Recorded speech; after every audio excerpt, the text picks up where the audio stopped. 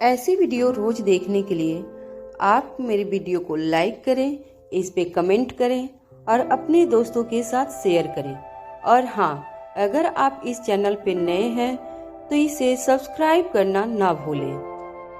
कभी कभी किसी इंसान की असली पहचान उसकी बातों से नहीं, बल्कि मुश्किल समय में उसके फैसलों से होती है। इस समय अनिका अस्पताल में जिंदगी और मौत के बीच संघर्ष कर रही थी, लेकिन उसके अपने ही डिपार्टमेंट में उसके खिलाफ सवाल उठाए जा रहे थे। दूसरी तरफ कुछ लोग उसकी बहादुरी को याद कर रहे थे और उसकी काबिलियत पर शक कर रहे थे। ऐसे माहौल में अब्बास का एक फैसला पूरे कमरे का माहौल बदलने वाला था। चलिए आज की कहानी का सफर यहीं से शुरू करते हैं। पिछले एपिसोड में हमने देखा था कि स्पेशल डिपार्टमेंट के मीटिंग हॉल में इंस्पेक्टर विकास लगातार अनिका के बारे में तरह तरह की बातें कर रहा था। वह सीधे तौर पर अनिका की काबिलियत पर सवाल उठा रहा था और यह समझने की कोशिश कर रहा था कि आखिर इंस्पेक्टर अब्बास ने उसे इस केस में शामिल ही क्यों किया। भूमिका पहले ही विकास की बातें सुनकर अपना आपा खोने की बहुत करीब पहुंच चुकी थी, लेकिन विकास की बातें सिर्फ भूमिका को ही नहीं चुभ रही थी। इंस्पेक्टर अब्बास भी केबिन के बाहर से अंदर आते समय उसकी बातें सुन चुका था। विकास ने सवाल उठाया था कि अब्बास को आखिर अनिका में ऐसा क्या दिखाई देता है कि वह हर हाल में उसे इस केस से जोड़ना चाहते हैं। यह बात अब्बास के लिए बिल्कुल भी सामान्य नहीं थी। अब्बास अनिका की काबिलियत को अच्छी तरह जानता था। वह उन चुनिंदा लोगों में से था जो यह राज जानते थे कि अनिका ही ब्लैक कैट है। इसलिए अनिका के खिलाफ एक और शब्द सुनना भी उसके लिए मुश्किल होता जा रहा था। एक तरफ भूमिका का गुस्सा बढ़ रहा था और दूसरी तरफ निखिल और अब्बास भी विकास की बातों से बेहद नाराज थे। आखिरकार अब्बास ने विकास को चुप कराते हुए बेहद सख्त आवाज में कहा, मैं इस स्पेशल डिपार्टमेंट का हेड हूँ। यहाँ किसे रखना है और किसे नहीं, इसका फैसला भी मैं ही करूँगा। अगर मेरे फैसले से या अनिका के इस केस से जुड़े होने से किसी को आपत्ति है तो वह इसी वक्त इस केस से हट सकता है। अब्बास की आवाज में इतना गुस्सा था कि पूरे कमरे का माहौल अचानक बदल गया। वह विकास को यह भी याद दिलाता है कि आज जिस मिशन की सफलता पर वे खड़े हैं उसमें अनिका का बहुत बड़ा योगदान है। अगर अनिका ने सही समय पर उस वायरस को नाकाम नहीं किया होता तो शायद वह वायरस हम के घर तक पहुंच सकता था। अब्बास साफ कहता है कि अनिका का शुक्रगुजार होने के बजाय उस पर सवाल उठाना गलत बात है। वह फिर विकास की तरफ देखते हुए कहता है कि उसे समझ नहीं आता कि आखिर विकास को अनिका से इतनी परेशानी क्यों है। अब्बास पहले ही साफ कर चुका था कि इस केस को अनिका के अलावा कोई और उस तरह से नहीं संभाल सकता, क्योंकि इस मिशन के लिए एक काबिल डॉक्टर की जरूरत थी और उस भूमिका के लिए अनिका सबसे उपयुक्त थी।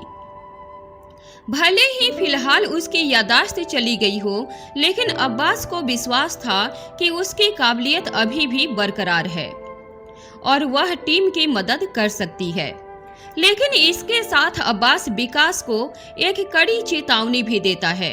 वह कहता है कि अगर विकास की वजह से इस केस में किसी भी तरह की रुकावट आई तो वह उसे बिल्कुल बर्दाश्त नहीं करेगा, क्योंकि उसे साफ दिखाई दे रहा था कि विकास न केवल अपने हिस्से का काम पूरा नहीं कर पाया था, बल्कि अब वह एक काबिल डॉक्टर पर भी सवाल उठा रहा था। अब्बास की बातों के पीछे सिर्फ गुस्सा नहीं था, बल्कि अनिका के लिए चिंता भी थी। पूरा डिपार्टमेंट उसकी हालत को लेकर परेशान था। किसी को पता नहीं था कि अनिका कब होश में आएगी और उसकी हालत आगे कैसी होगी।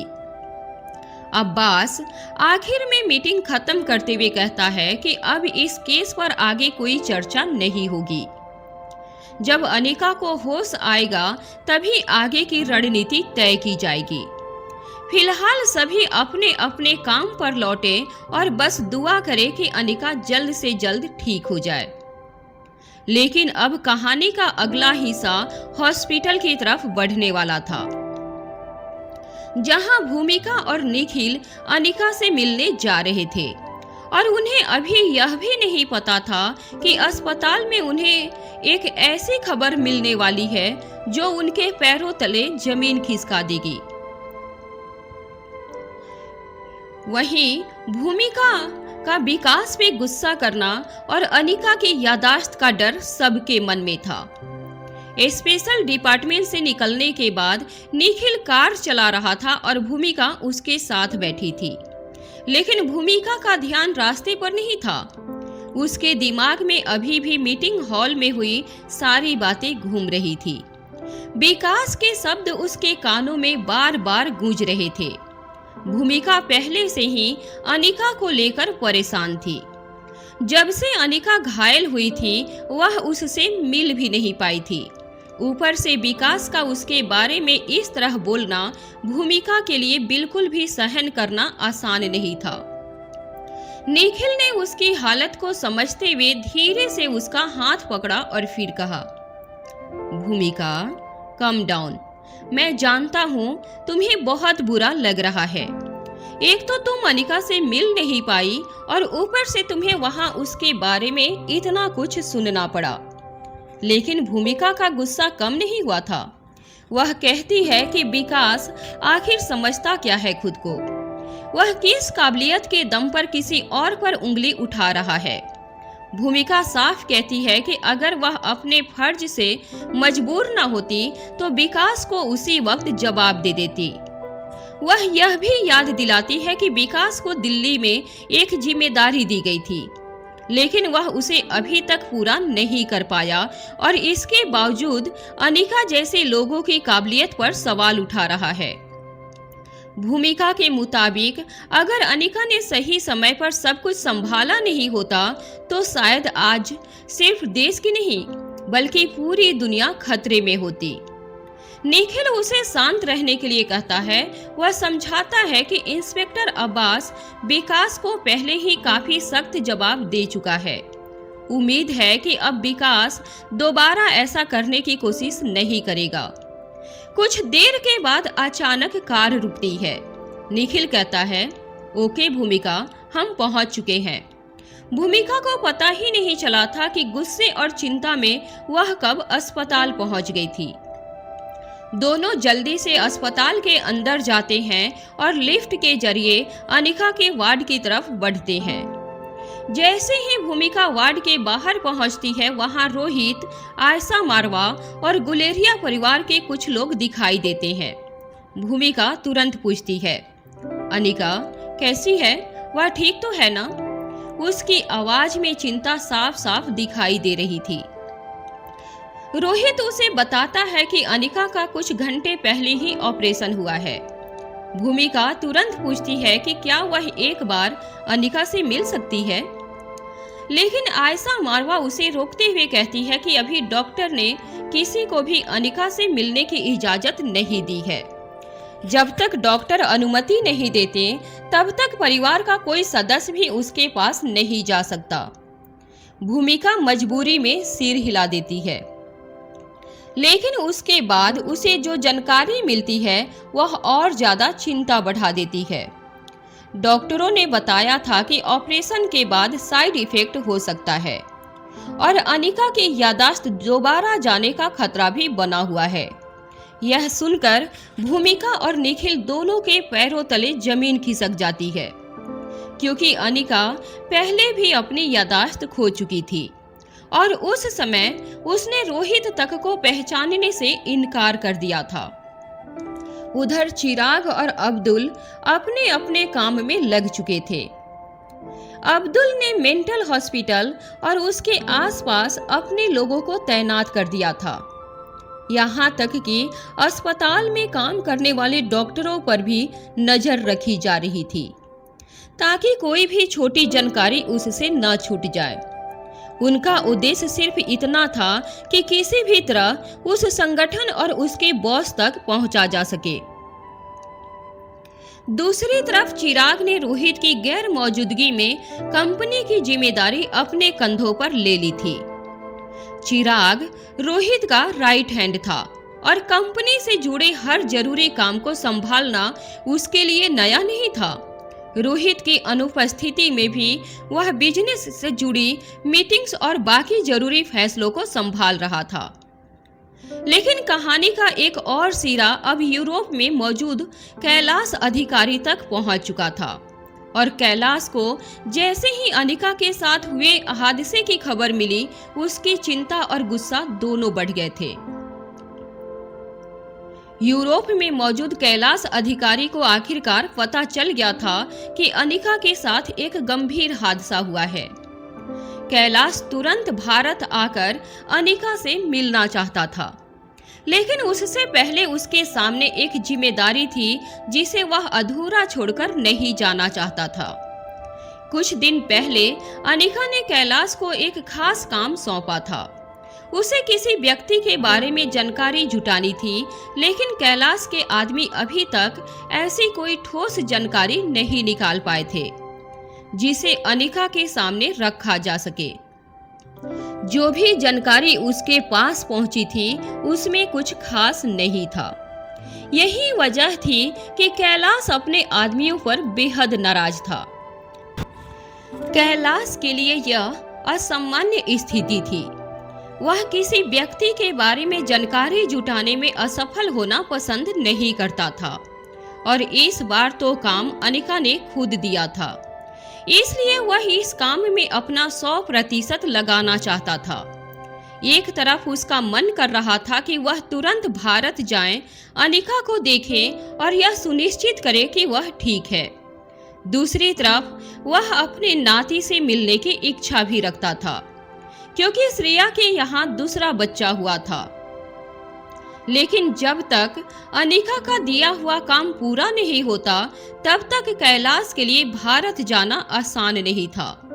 इसी वजह से उसका गुस्सा इतना बढ़ गया था कि उसके सामने खड़े किसी भी आदमी की हिम्मत नहीं हो रही थी कि वह आंख उठाकर उसकी तरफ देख सके।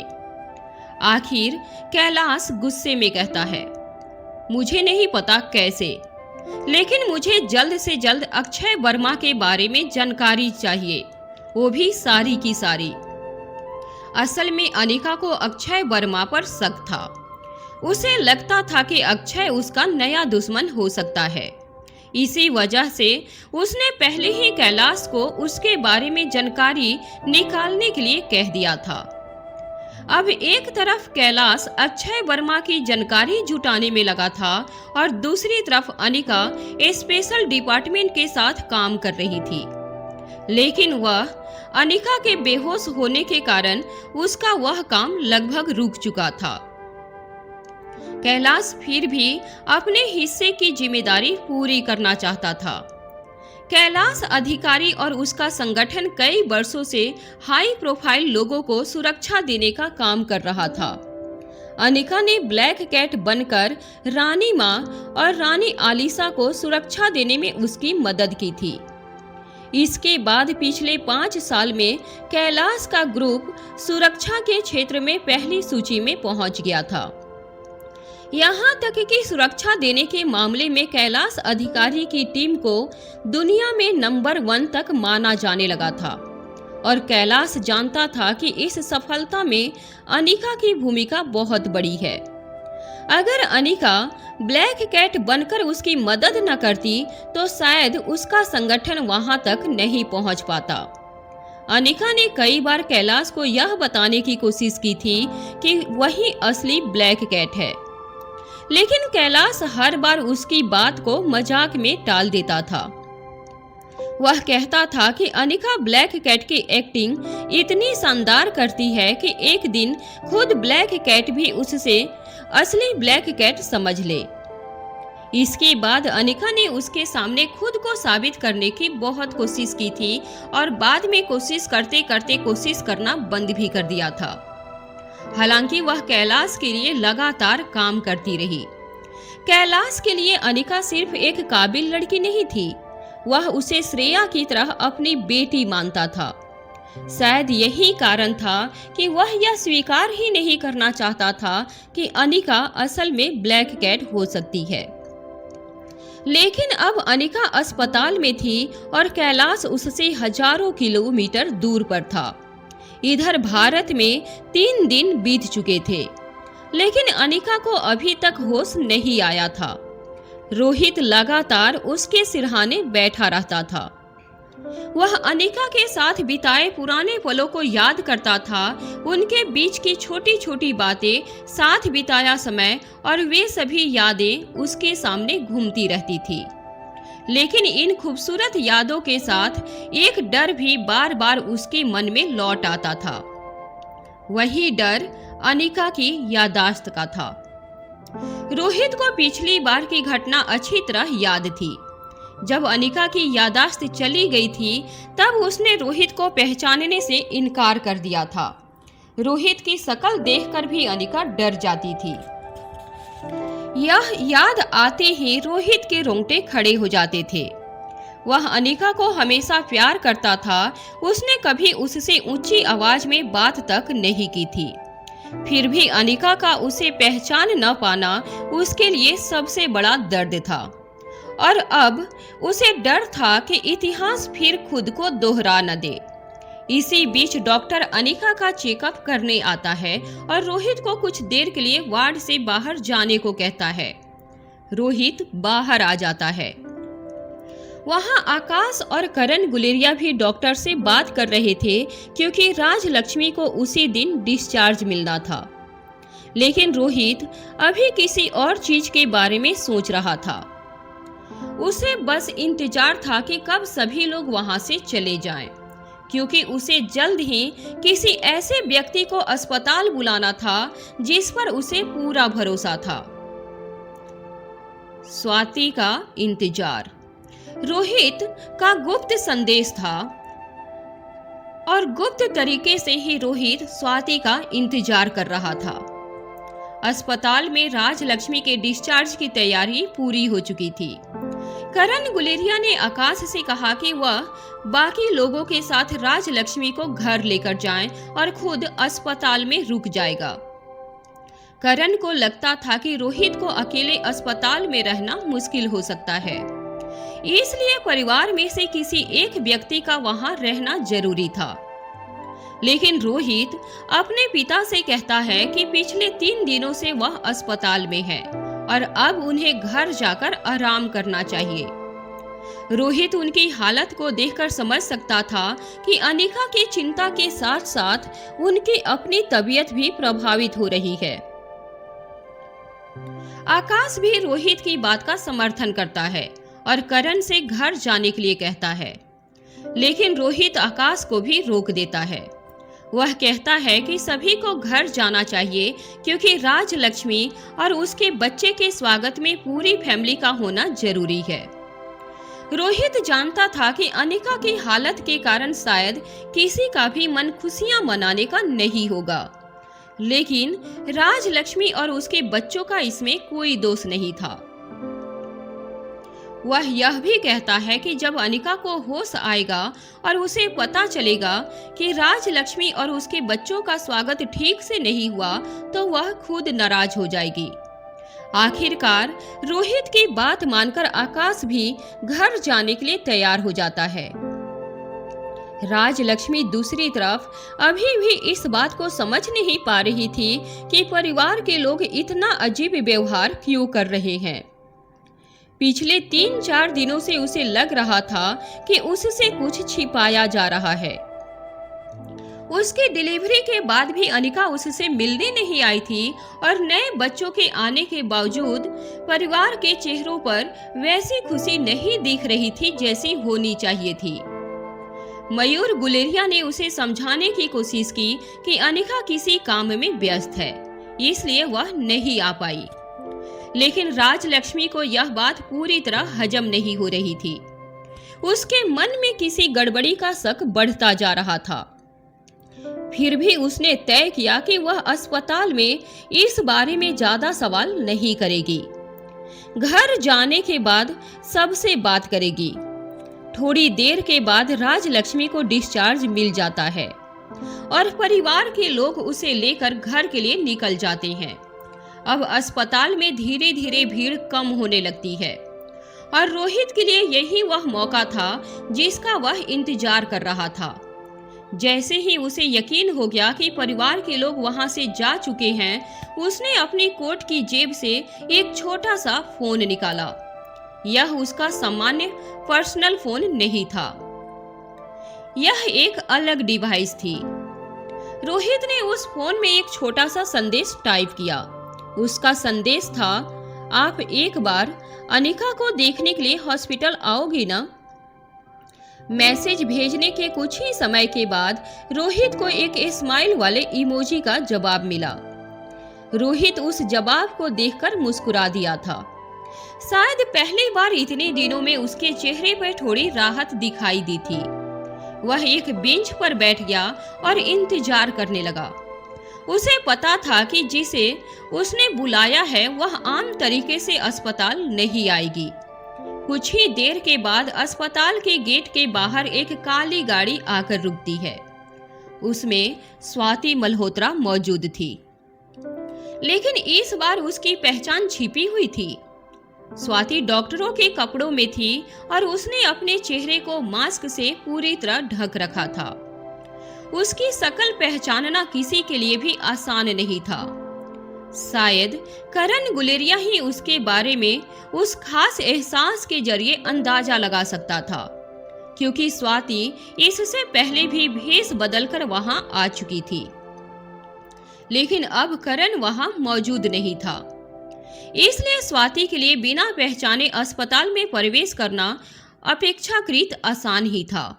लेकिन उसने एक और बड़ा कदम उठाया था। अस्पताल के सभी कैमरों को उसने पहले ही हैक कर लिया था।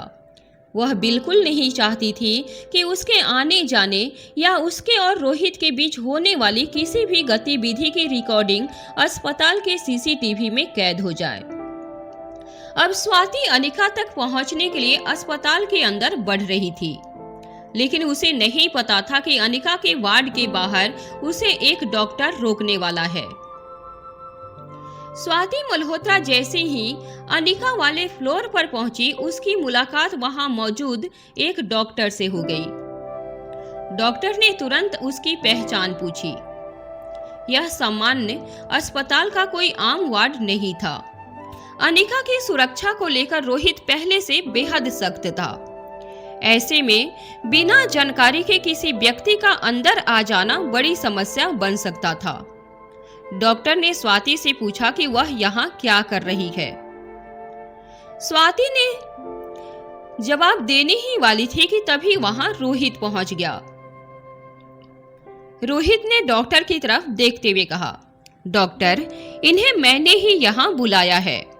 उसने बताया कि वह चाहता है कि यह डॉक्टर भी एक बार अनिका को अच्छी तरह देख ले, क्योंकि अनिका को होश आए हुए काफी समय हो चुका है और वह किसी तरह का जोखिम नहीं लेना चाहता। फिर रोहित ने डॉक्टर को साफ निर्देश दिया कि जब तक स्वाति अनिका के वार्ड में है तब तक डॉक्टर या उसके स्टाफ में से कोई भी अंदर नहीं आएगा। डॉक्टर ने रोहित के तेवर देखे और चुपचाप सिर हिला दिया था। शायद वह अभी तक उस पुराने इंसिडेंट को भुला नहीं सका था जब रोहित ने गुस्से में उसका कॉलर पकड़ लिया था। इसलिए उसने बहस करने के बजाय वहां से निकलना ही बेहतर समझा। अब रोहित और स्वाति साथ साथ अनिका के वार्ड की तरफ बढ़ते हैं। रोहित आगे चल रहा था और स्वाति उसके पीछे पीछे। वार्ड के अंदर पहुंचते ही स्वाति ने एक पल अनिका को देखा। फिर उसने अपना बैग खोला। उसमें कुछ दवाइयां थी। ये वही दवाइयां थी जिन्हें स्वाति अनिका को जल्दी होश में लाने के लिए पहले से तैयार करके लाई हुई थी। इसमें ज्यादातर दवाइयां आयुर्वेदिक थी, क्योंकि स्वाति को आयुर्वेद पर काफी विश्वास था। उसने उनमें से एक टेबलेट निकाली और पानी में घोलने लगी। जैसे ही टेबलेट पूरी तरह पानी में घुल गई, स्वाति ने रोहित को इशारा किया। रोहित समझ गया कि उसे क्या करना है। उसने धीरे से अनिका के सिर को सहारा दिया और अपनी गोद में रख लिया था। इसके बाद स्वाति ने चम्मच की मदद से अनिका को वह पानी पिलाना शुरू किया। रोहित बेचैनी से स्वाति को देखता जा रहा था। फिर उसने स्वाति से पूछा, इससे अनिका को होश आ जाएगा क्या? रोहित का सवाल सुनकर स्वाति ने कोई जवाब नहीं दिया। उसने सिर्फ हल्की सी मुस्कान दी, लेकिन उस मुस्कान को देखकर रोहित समझ गया था कि शायद दवा असर करेगी। उसके चेहरे पर भी हल्की मुस्कान आ गई थी। वह कई दिनों से इसी पल का इंतजार कर रहा था, लेकिन उसके बाद उसके मन में एक और बड़ा सवाल उठता है। रोहित स्वाति से पूछता है, क्या अनिका की याददाश्त सच में चली जाएगी? यह सवाल उसके लिए सिर्फ एक सामान्य सवाल नहीं था।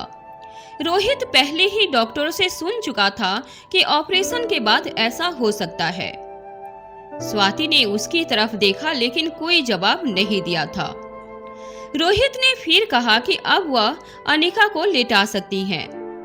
स्वाति के कहने पर रोहित ने धीरे से अनिका के सिर के नीचे तकिया रख दिया और उसके सिरहाने खड़ा हो गया था। लेकिन रोहित के मन में वही सवाल घूम रहा था। वह फिर पूछता है, अनिका को सब कुछ याद रहेगा ना? इस बार भी स्वाति चुप रही। रोहित की बेचैनी बढ़ती गई। उसे सिर्फ स्वाति पर भरोसा था कि वह अनिका को किसी भी हालत में कुछ नहीं होने देगी। अपनी घबराहट को छिपाने के लिए रोहित अपने एक हाथ की हथेली को दूसरे हाथ से मसलने लगा था। स्वाति समझ चुकी थी कि रोहित कितना नर्वस है। रोहित जानता था कि अगर अनिका की याददाश्त चली भी गई तो स्वाति शायद उसे वापस लाने की कोशिश करेगी, लेकिन वह इस बात को बिल्कुल स्वीकार नहीं कर पा रहा था कि अनिका उसे एक पल के लिए भी भूल जाए। उसके लिए यह विचार ही किसी बड़े सदमे से कम नहीं था। इसी बीच स्वाति लगातार अनिका को देखती रहती है। उसका पूरा ध्यान उस दवा के असर पर था। अब हर पल महत्वपूर्ण था। क्या दवा असर करेगी? क्या अनिका को होश आएगा? और सबसे बड़ा सवाल यह था कि क्या इस बार अनिका रोहित को पहचान पाएगी? उधर इसी समय एक दूसरी जगह पर एक अलग ही कहानी चल रही थी। उसी मेंटल हॉस्पिटल के अंदर एक लंबा चौड़ा आदमी बेहद गुस्से में नजर आ रहा था। उसे अभी तक पूरी तरह पता नहीं था कि उसके मिशन का क्या परिणाम निकला है, लेकिन जैसे ही उसके आदमियों ने उसे बताया कि कर्नाटक में उसका मिशन असफल हो चुका है, उसका गुस्सा और बढ़ गया था। वह हार बर्दाश्त नहीं कर सकता था। उसके आसपास मौजूद लोगों की हालत ऐसी थी कि कोई उसके पास तक जाने की हिम्मत नहीं कर रहा था। अगर उसका बस चलता तो शायद वह अपनी असफलता के लिए जिम्मेदार अपने ही आदमियों को उसी समय सजा दे देता। लेकिन तभी उसे एक ऐसी खबर मिलती है जिसने उसके गुस्से का रंग बदल दिया था।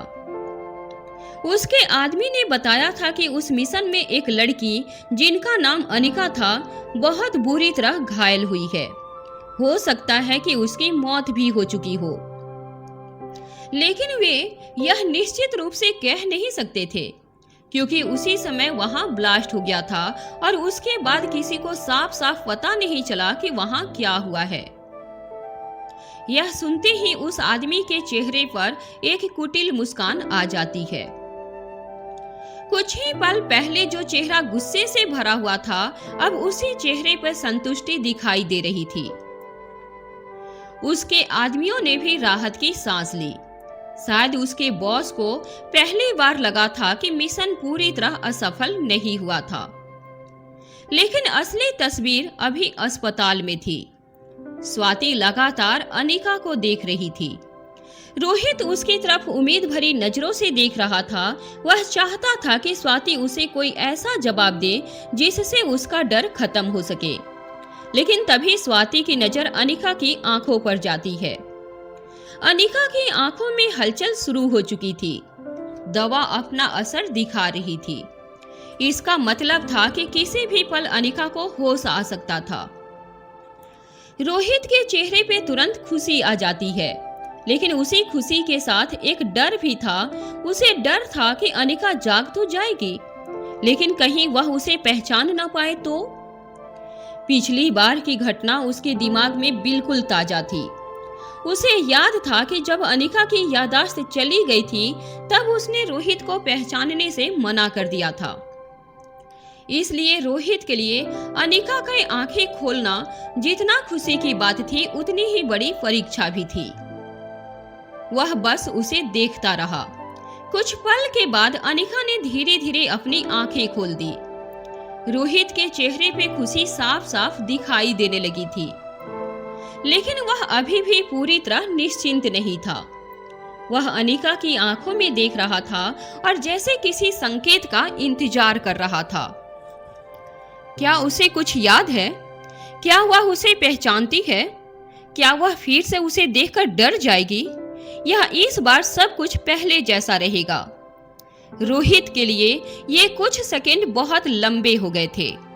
वह लगभग अपनी सांस रोककर खड़ा था। तभी अनिका की नजर धीरे धीरे रोहित की तरफ जाती है। रोहित उसकी आंखों में कुछ तलाश रहा था, और तभी अनिका के मुंह से एक बेहद धीमी आवाज निकलती है, मिस्टर मारवा। इन 2 शब्दों ने रोहित के अंदर जैसे सब कुछ बदल दिया था। उसके चेहरे पे अचानक ऐसी खुशी आई जिसे शब्दों में बयान करना मुश्किल था, क्योंकि अनिका ने उसे पहचान लिया था। उसने उसे उसी नाम से बुलाया था जिससे वह पहले भी बुलाती थी। रोहित के लिए यह सिर्फ 2 शब्द नहीं थे, यह इस बात का सबूत था कि अनिका ने उसे नहीं भुलाया था। उसका सबसे बड़ा डर शायद टल चुका था। अनिका ने एक बार फिर उसे देखा और फिर दोबारा कहा, मिस्टर मारवा। अब रोहित जैसे अपनी सोच से बाहर आया। उसने तुरंत कहा, हाँ अनिका। लेकिन अभी कहानी का सबसे भावुक पल अभी बाकी था। अनिका ने आंखें पूरी तरह खोलने की कोशिश की थी। उसकी नजर सामने खड़े रोहित पर थी। रोहित के लिए यह पल शायद उन 3 दिनों से भी ज्यादा लंबा था जिसमें वह लगातार उसके होश में आने का इंतजार करता रहा था। उसके मन में हजारों सवाल थे, लेकिन अब उसमें से सिर्फ एक सवाल सबसे महत्वपूर्ण था, क्या अनिका उसे सच में पहचान रही है? और फिर अनिका ने धीरे से कहा, आप यहाँ ऐसे क्यों खड़े हैं? बस इतना सुनना था कि रोहित की सारी बेचैनी जैसे एक पल में खत्म हो गई थी। उसे अब किसी और जवाब की जरूरत नहीं थी। अनिका ने उसे पहचान लिया था। वह वही अनिका थी जिसे वह खो देने से डर रहा था। रोहित के अंदर पिछले कई दिनों से जमा हुआ डर, बेचैनी और तनाव जैसे अचानक बाहर निकल गया था। उसने बिना एक पल गंवाए अनिका को गले से लगा लिया। उस आलिंगन में सिर्फ खुशी नहीं थी, उसके 3 दिनों का इंतजार था। उसमें अनिका को खो देने का डर था, उसमें पिछली बार की याददाश्त खो देने का डर था, और सबसे ज्यादा उसमें इस बात की राहत थी कि इस बार अनिका ने उसे नहीं भुलाया था। रोहित को खुद भी समझ नहीं आ रहा था कि वह उस पल में क्या महसूस कर रहा है, लेकिन अनिका के मुंह से सिर्फ मिस्टर मारवा सुनना उसके लिए काफी था। ऐसा लग रहा था जैसे कई घंटों से रुकी हुई उसकी सांस आखिरकार वापस लौट आई हो। स्वाति भी वहां मौजूद थी और वह इस पूरे पल को देख रही थी। कुछ देर पहले तक रोहित के चेहरे पे जो चिंता और घबराहट थी, अब वह कहीं नजर नहीं आ रही थी। वह उसके चेहरे पर सिर्फ राहत थी। अनिका को होश आ चुका था, और सबसे बड़ी बात यह थी कि उसकी याददाश्त इस बार पूरी तरह खत्म नहीं हुई थी, क्योंकि उसने रोहित को पहचान लिया था। रोहित के लिए यह किसी जीत से कम नहीं थी। उधर दूसरी तरफ दुश्मन यह मानकर खुश हो रहा था कि अनिका शायद बची ही नहीं होगी। लेकिन उसे यह नहीं पता था कि जिस लड़की को वह खत्म समझ रहा है अब वह होश में आ चुकी है। और सबसे महत्वपूर्ण बात यह थी कि रोहित के पास अब पहले से भी ज्यादा वजह थी अपने दुश्मनों तक पहुंचने की, क्योंकि अनिका सिर्फ जिंदा नहीं थी, वह रोहित को पहचान रही थी। अब कहानी का अगला रास्ता और भी ज्यादा महत्वपूर्ण होने वाला था। एक तरफ अक्षय वर्मा के बारे में जानकारी जुटाने के लिए कैलाश अधिकारी अपनी पूरी ताकत लगा रहा था। दूसरी तरफ अब्दुल और चिराग भी अपने अपने मोर्चे पर काम कर रहे थे। स्पेशल डिपार्टमेंट में अब्बास ने विकास को साफ चेतावनी दे दी थी और सबसे बड़ी बात, अनिका फिर से होश में आ गई थी। लेकिन इस पूरी कहानी में कई सवाल अभी भी बाकी थे। अक्षय वर्मा आखिर कौन है? अनिका पर हमला करवाने के पीछे असली मकसद क्या था? मेंटल हॉस्पिटल में बैठा वह रहस्यमयी आदमी कौन है? और क्या अनिका को अब पिछली सारी बातें याद है? इन सवालों के जवाब अभी भी बाकी थे। फिलहाल इतना जरूर साफ था कि रोहित जिस डर में पिछले 3 दिनों से जी रहा था, उस डर को अनिका ने अपने 2 शब्दों में खत्म कर दिया था, और वह 2 शब्द थे मिस्टर मारवा। और यही 2 शब्द रोहित के लिए इस वक्त दुनिया की सबसे बड़ी राहत बन चुके थे। कहानी अब एक नए मोड़ पर पहुंच चुकी थी। जहां अनिका वापस होश में थी, रोहित सबसे पहले सबसे ज्यादा सतर्क था और उसके दुश्मन अभी भी अंधेरे में छुपे हुए थे। अब असली खेल शुरू होने वाला था। आगे की कहानी जानने के लिए सुनते रहिए एक लड़की को देखा तो ऐसा लगा, only one YouTube channel अनवय Upadhyay पर। और आप लोगों से काइंडली रिक्वेस्ट है कि आप मेरे चैनल को सब्सक्राइब करें, वीडियो को लाइक करें और अपने परिवार और दोस्तों के साथ ज़्यादा से ज़्यादा शेयर करें। और हाँ, मेरे वीडियो को हाइप करना बिल्कुल ना भूलें, क्योंकि आपकी एक हाइप मुझे आगे वीडियो बनाने के लिए प्रेरित करती है।